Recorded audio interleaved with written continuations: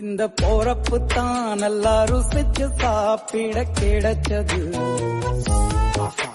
அத நினைச்சுத்தான் மனோபோலகம் முழுவதும் பருக்குது.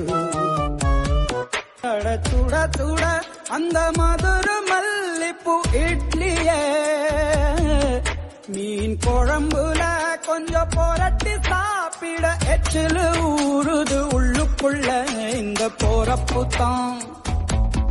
இந்த போறப்பு தான் நல்லா ருசிச்சு சாப்பிட கிடைச்சது. அத நினைச்சுத்தான் மனோபோலகம் முழுவதும் பருக்குது. சுட சுட அந்த மதுர மல்லிப்பூ இட்லியே மீன் குழம்புல கொஞ்சம் புரட்டி சாப்பிட எச்சிலு ஊறுது உள்ளுக்குள்ள. இந்த போறப்பு தான்